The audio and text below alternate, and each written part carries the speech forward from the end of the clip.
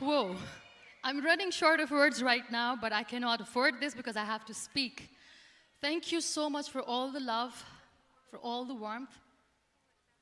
Thank you for accepting me. Thank you very much.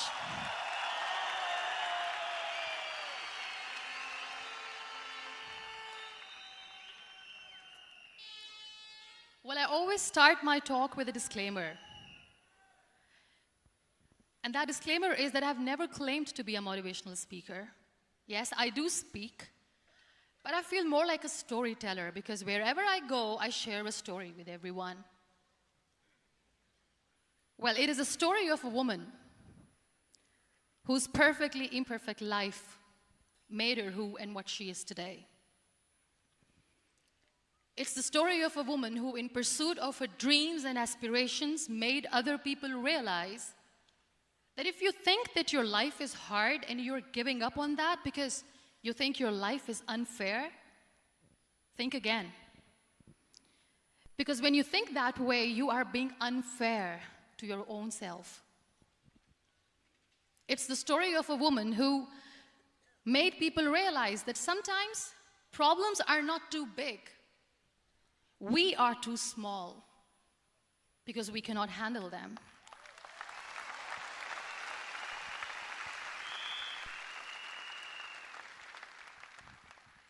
It is the story of a woman who with time realized that real happiness doesn't lie in success, money, fame. It lies within. Real happiness lies in gratitude. So I am here, and I'm going to share the story of that woman. That is my story. The story of gratitude.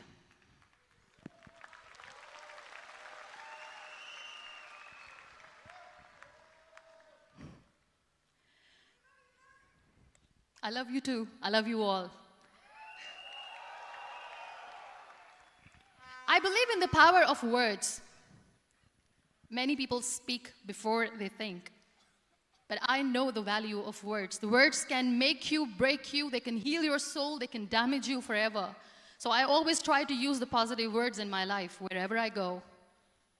They call it adversity, I call it opportunity. They call it weakness, I call it strength. They call me disabled, I call myself differently abled. They see my disability. They see my disability, I see my ability. There are some incidents that happen in your life, and those incidents are so strong that they change your DNA. Those incidents or accidents are so strong that they break you physically. They deform your body, but they transform your soul.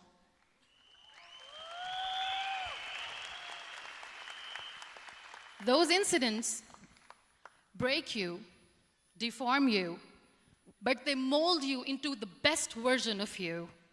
And the same thing happened to me. And I'm going to share what exactly happened to me. I was 18 years old when I got married. And this thing I'm sharing for the very first time on an international level. I was 18 years old when I got married. I belonged to a very conservative family, a Baloch family, where good daughters never say no to their parents. My father wanted me to get married. And all I said was, if that makes you happy, I'll say yes. And of course, it was never a happy marriage. Just about after 2 years of getting married, about 9 years ago, I met a car accident. Somehow my husband fell asleep and the car fell in the ditch. He managed to jump out, saved himself. I'm happy for him. But I stayed inside the car and I sustained a lot of injuries. The list is a bit long. Don't get scared. I'm perfectly fine now. Radius ulna of my right arm were fractured. The wrist was fractured. Shoulder bone and collarbone were fractured. My whole rib cage got fractured. And because of the rib cage injury, lungs and liver were badly injured. I couldn't breathe. I lost urinary bowel control. That's why I have to wear the bag wherever I go. But that injury that changed me and my life completely as a person and my perception towards living my life was the spine injury.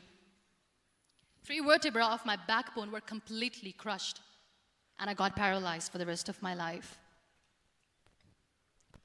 So this accident took place in a far-flung area in the outskirts of a very small province, Balochistan, where there was no first aid, no hospital, no ambulance. I was in the middle of nowhere in that toppled car. Many people came to rescue. They gave me CPR. They dragged me out of the car. And while they were dragging me out, I got the complete transection of my spinal cord. And now there was this debate going on. Should we keep it here? She's going to die. Where should we go? There is no ambulance. There was this 4-wheeler Jeep standing in the corner of the street. They said, put her in the back of the Jeep and take her to the hospital, which is 3 hours away from this place. And I still remember that bumpy ride. I was all broken. They threw me at the back of the Jeep and they rushed me to the hospital. That is where I realized that my half body was fractured and half was paralyzed. I finally ended up in a hospital where I stayed for 2.5 months. I underwent multiple surgeries. Doctors have put a lot of titanium in my arm. There's a lot of titanium at my back to fix my back. That's why people in Pakistan call me the Iron Lady of Pakistan.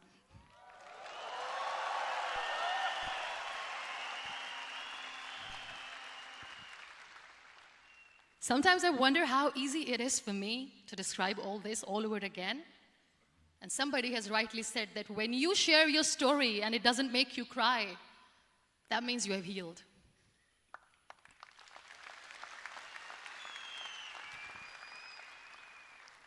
Those 2.5 months in the hospital were dreadful.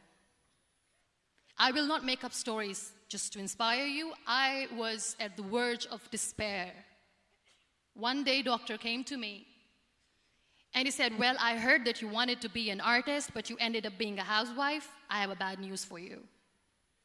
You won't be able to paint again because your wrist and your arm are so deformed, you won't be able to hold a pen again. And I stayed quiet. Next day, doctor came to me and said, your spine injury is so bad, you won't be able to walk again. I took a deep breath and I said, it's all right.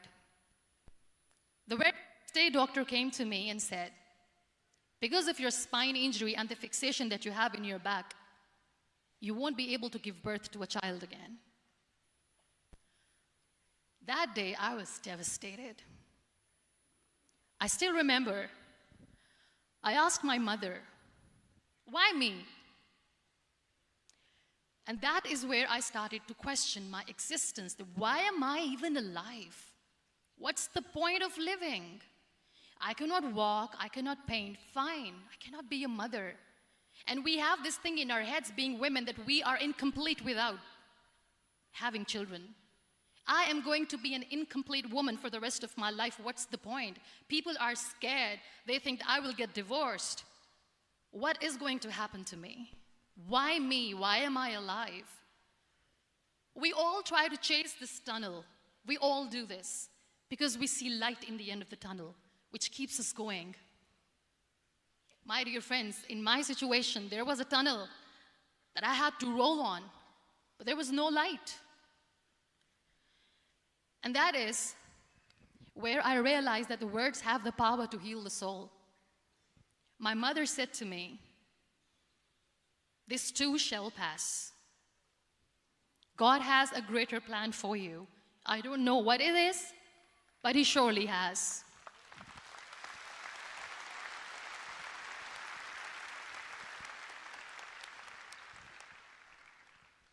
And in all that distress and grief, somehow or the other, those words were so magical that they kept me going. I was trying to put that smile on my face all the time, was hiding. It was so hard to hide the pain, which was there. But all I knew was that if I will give up, my mother and my brothers will give up too. I cannot see them crying with me. So what kept me going was, one day I asked my brothers, I know I have a deformed hand, but I'm tired of looking at these white walls in the hospital and wearing these white scrubs. I'm getting tired of this. I want to add more colors to my life. I want to do something. Bring me some colors. Bring me some small canvas. I want to paint. So the very first painting I made was on my deathbed, where I painted for the very first time. It was not just an art piece or just my passion. It was my therapy. What an amazing therapy it was. Without uttering a single word, I could paint my heart out. I could share my story. People used to come and say, what lovely painting, so much color. Nobody could see the grief in it. Only I could. So that's how I spent 2.5 months in my hospital, crying, never complaining or whining, but painting. And then I was discharged, and I went back home. And I went back home, and I realized that I have developed a lot of pressure ulcers on my back and on my hip bone. I was unable to sit. There were a lot of infections in my body, a lot of allergies. So doctors wanted me to lie down on the bed straight for not 6 months, for not 1 year, for 2 years. I was bedridden, confined in that one room, looking outside the window, listening to the birds chirping, and thinking maybe there will be a time when we'll be going out with the family and enjoying the nature. That was the time where I realized how lucky people are, but they don't realize.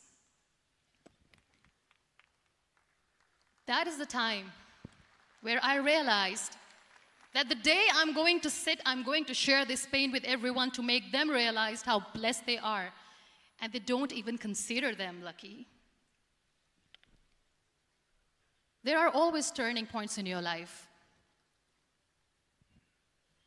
There was a rebirth day that I celebrated.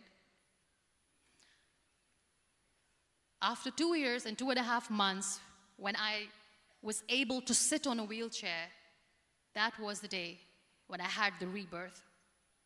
I was a completely different person. I still remember the day I sat on the wheelchair for the first time, knowing that I'm never going to leave this, knowing that I won't be able to walk for the rest of my life.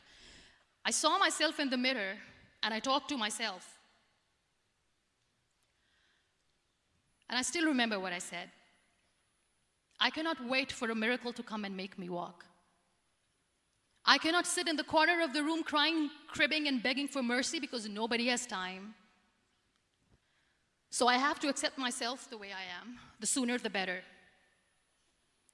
So I applied the lip color for the first time.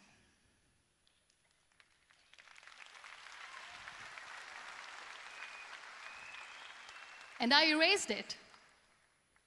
And I cried. And I said, what am I doing? A person on a wheelchair should not do this. What will people say? Clean it up. I put it again. This time I put it for myself. Because I wanted to feel perfect from within.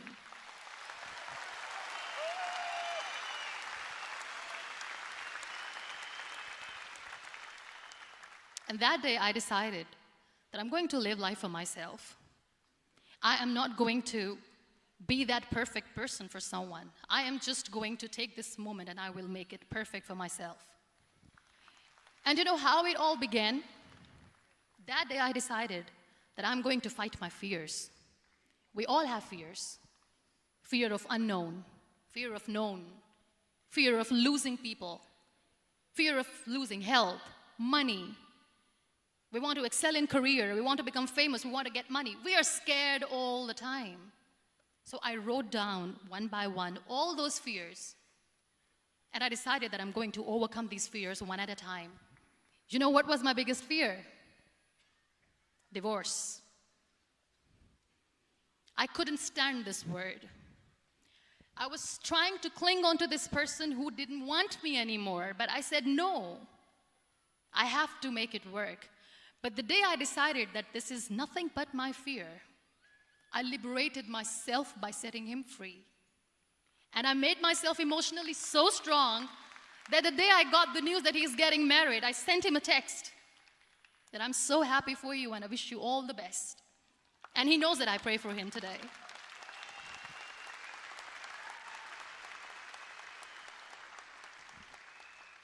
My biggest fear, number 2, was I won't be able to be a mother again. And that was quite devastating for me.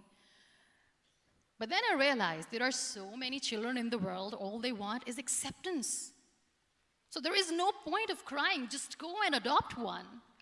And that's what I did.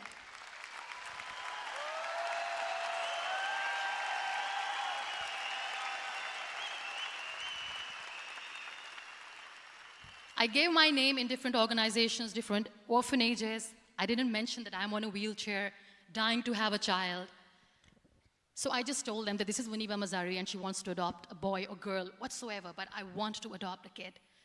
And I waited patiently. 2 years later, I got this call from a very small city in Pakistan. I got a call and they said, "Are you Muniba Mazari? There is a baby boy and would you like to adopt?" And when I say yes, I could literally feel the labor pain. I said, yes, yes, I am going to adopt him. I am coming to take him home.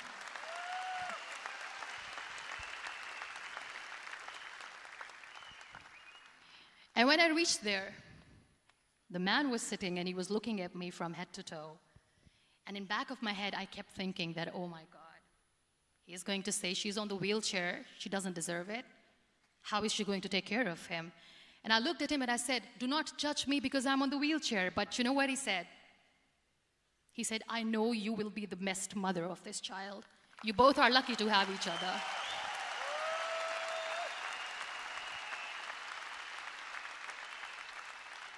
And that day, I was 2 days old, and today he's 6.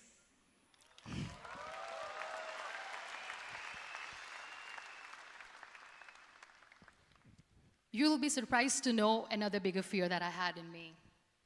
It was facing people. I used to hide myself from people. When I was on bed for 2 years, I used to keep the door closed. I used to pretend that I'm not going to meet anyone, tell them that I'm sleeping. You know why?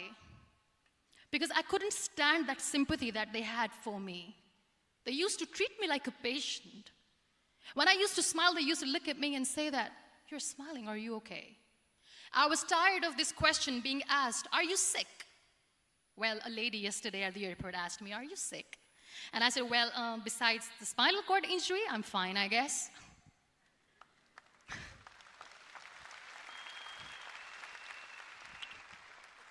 But those are really cute questions. They never used to feel cute when I was on the bed. So I used to hide myself from people, knowing that, oh my God, I'm not going to see that sympathy in their eyes. It's all right. And today I'm here speaking to all these amazing people because I have overcome the fear.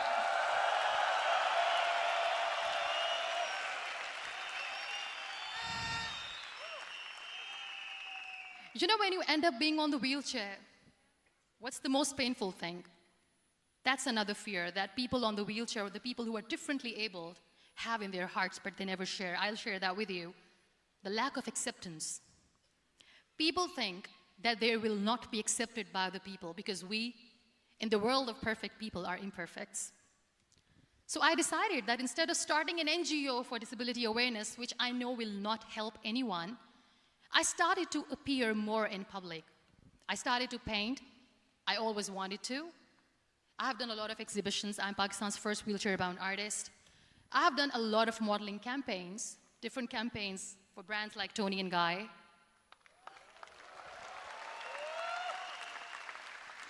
I have done some really funny, breaking the barriers kind of modeling. There was this one by the name Clown Town where I became a clown because I know that clowns have hearts too. And then I also decided that if I really want to make the difference, I am not going to let people use me for their polio campaigns where they will make you a victim and an emblem of misery and mercy and will say that, you know what, give polio drops to your children or they'll become like this girl. I decided that I'm going to join the national TV of Pakistan as an anchor person. And I've been doing a lot of shows for the last 3 years.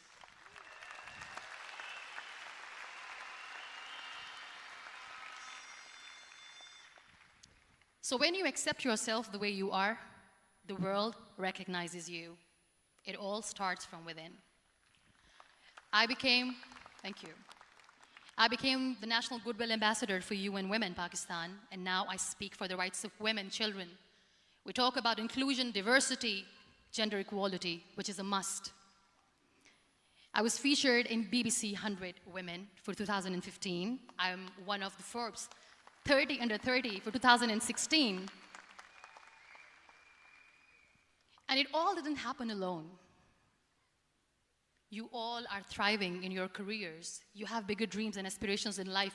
Always remember one thing. On the road to success, there is always we, not me. Do not think that you alone can achieve things. No. There is always another person who is standing behind you, maybe not coming on the forefront, but behind you, praying for you and supporting you. Never lose that person. Never.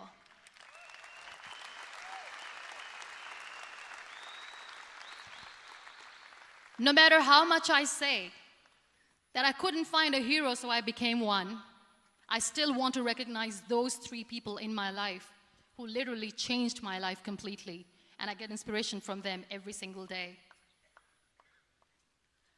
Waleed Khan. Many people know about the terrorist attacks in Pakistan. We have lost many people. And I'm sharing this with a very heavy heart because we actually have lost a lot of people in this huge turmoil of terrorism. These people are barbarians. They do not see people. They're even worse than animals. They have killed people in mosques. They have killed people in churches, temples, even in schools. There was this terrorist attack in Army Public School, Peshawar, where these terrorists entered in an examination hall and they killed our children. And in that attack, that day, this beautiful boy, Waleed Khan, who was my hero, my real life hero, was the proctor who was taking care of the students, was keeping an eye on the students. Those barbarians shot him 3 times in the face, 5 times on his body, and he fell down. I was asked to give a talk in the school after a week of that terrorist attack. With a very heavy heart, I went there and I spoke. We sang a few national songs. I thought that maybe I've done my part, but deep inside, it was killing me. I could see children injured. I could see children sitting on the wheelchairs looking at me wondering, what next? What was our fault? Just because we were here to give examination, we have been shot. So many people, so many children lost their friends. Their classrooms were empty. The next day they went to the classroom. So this kid, Waleed Khan, I was asked that he is in a hospital right now, and you have to go and see him and motivate him and tell him that it's going to be okay. And when I saw Waleed Khan coming on the wheelchair for the first time in front of me, face was all deformed. His leg was fractured, his arm was fractured. He couldn't talk, he lost his teeth. He cannot sneeze, he cannot smell. He cannot eat. And I kept thinking, what should I say? That everything is going to be all right? No, nothing is all right. And while I was juggling with the words, what to say, what not to say, this beautiful child, Waleed Khan, came to me and he said, "Are you Muniba Mazari?" I said, "Yes." He said, "Baji, let's take a selfie."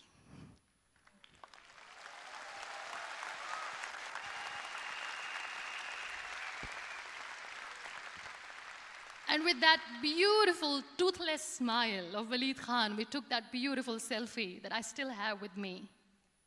I don't share that here because he was in a very bad shape that time. And that is where I realized that when I was thinking too much about his deformities, he's happy with himself.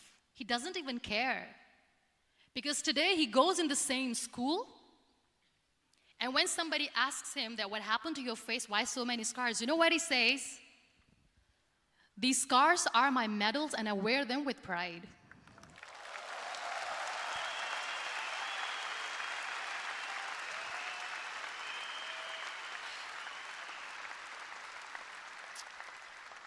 And how beautifully he says the terrorists wanted me not to study. I am going to study. I will become a doctor one day. And this is my way of taking revenge from those terrorists. Another real-life hero, of course, my son. His name is Nile, N-I-L-E, River Nile. I learned so much from this kid. The first and foremost thing is patience. How to be patient when you know that your mother cannot walk, when you know that your mother is different from the other women, when you know that your mother cannot go out and play with you, how to stay calm. He loves football. And when we got the very first football, he was 4 years old. He was super excited. I still remember he came in the room and he said, "Mom, let's play football." And he kept the ball in my feet. And he said, "Let's kick it." And that day I felt disabled. I said, "I cannot kick the ball." And I was down with the same face. He looked at me and he said, "Well, that's all right. Your legs are not working, but your hands do. Let's play catch the ball."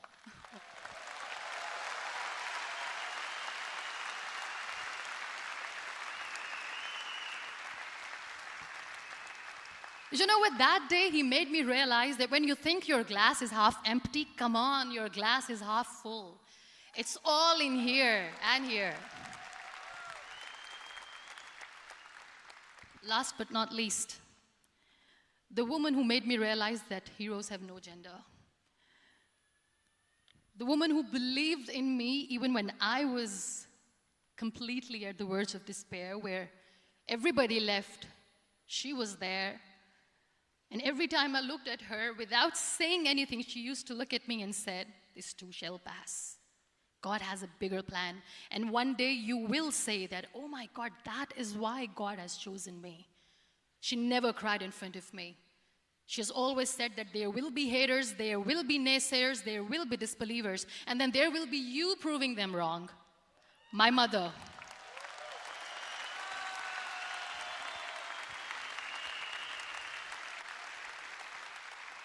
Whatever I am today, I'm nothing without her. I'm nothing without her. Thank you, Mama. I wish you were here. Thank you for making me who I am today.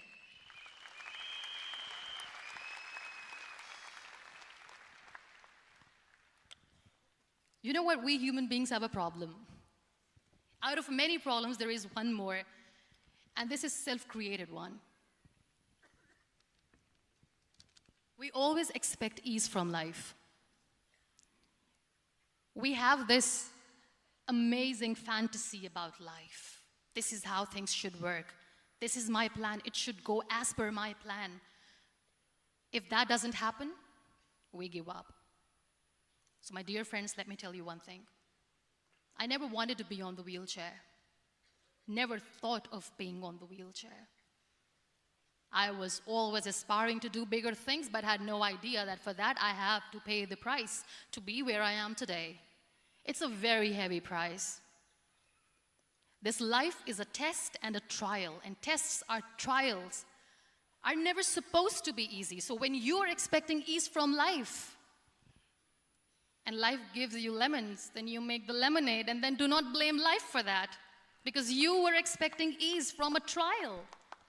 Trials make you a stronger, better person. Life is a trial, and with time you realize that.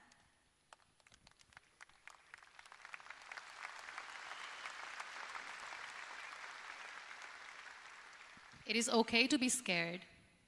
It is okay to cry. Everything is okay, but giving up should not be an option. They always say that failure is not an option. Failure should be an option, because when you fail, you get up, and then you fail, and then you get up, and that keeps you going. That's how humans are strong.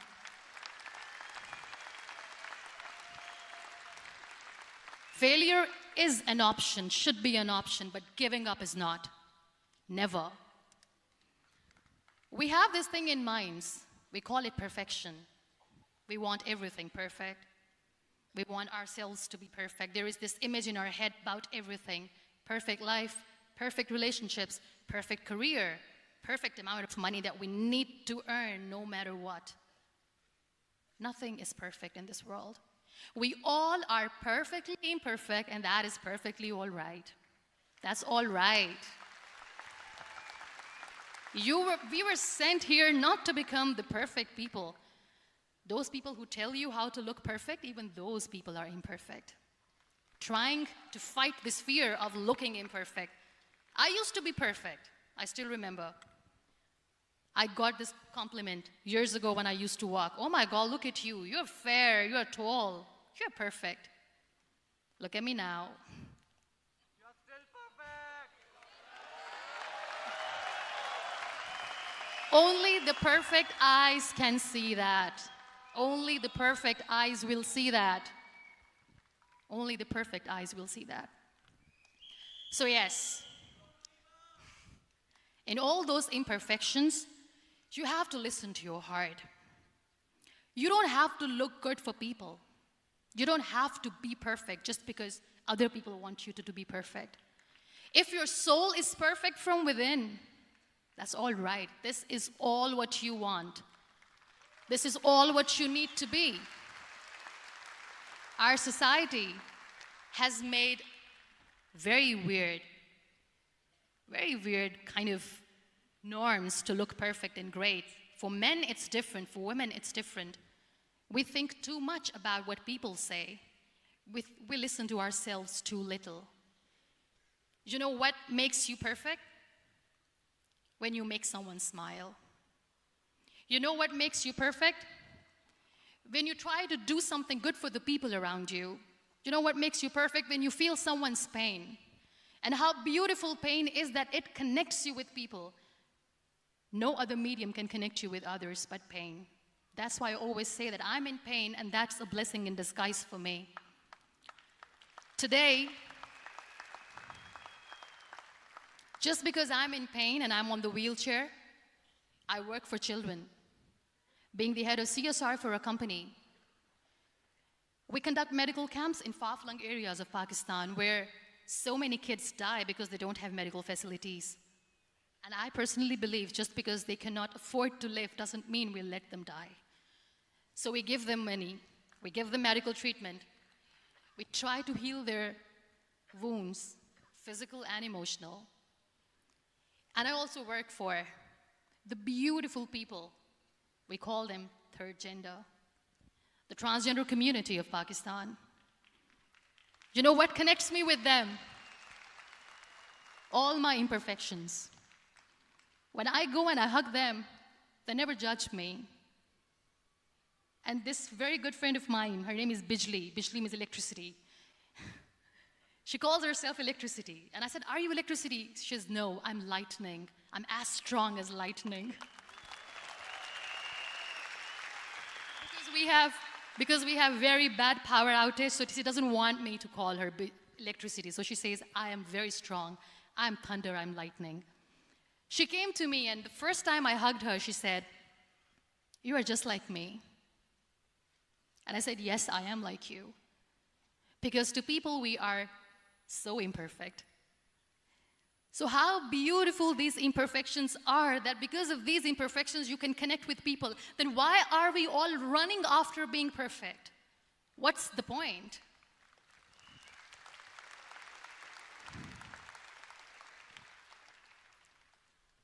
Every time I go in public, I always smile. There's always a big toothy smile on my face, and people ask me, don't you get tired of smiling all the time? What's the secret?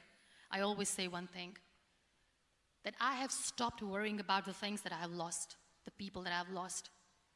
Things and people who were meant to be with me are with me. And sometimes, somebody's absence makes you a better person. Cherish their absence.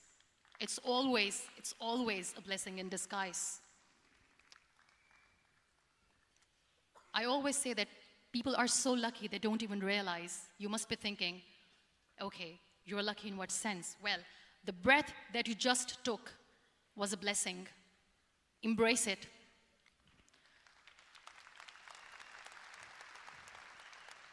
There are so many people in the world who are dreaming to live a life that you are living right now. You have no idea. Embrace each and every breath that you are taking. Celebrate your life. Live it. Don't die before your death. We all die.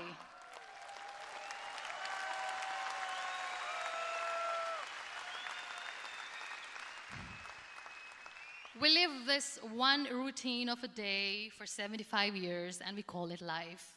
No, that's not life. If you're still thinking why you have been sent here, if you're still juggling with the concept of why you are here, you haven't lived yet. You work hard, you make money, you do it for yourself. That's not life. You go out, you seek for people who need your help, you make their lives better. You become that sponge which can absorb all the negativity, and you become that person who can emit beautiful, positive vibes. And when you realize that you have changed someone's life, and because of you, this person didn't give up, that is the day when you live. Always.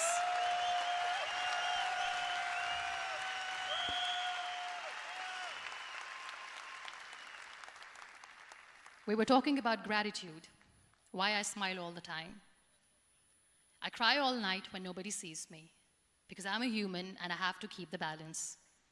And I smile all day because I know that if I will smile, I can make people smile. That keeps me going.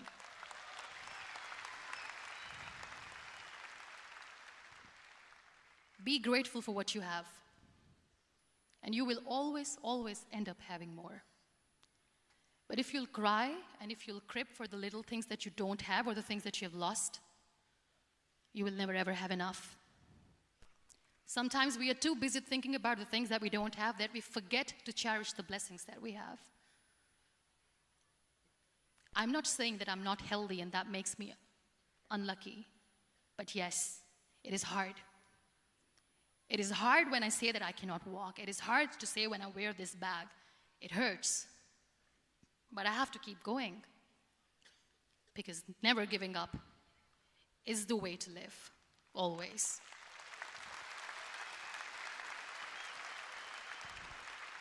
So I'll end my talk on a very short note. Live your life fully. Accept yourself the way you are. Be kind to yourself.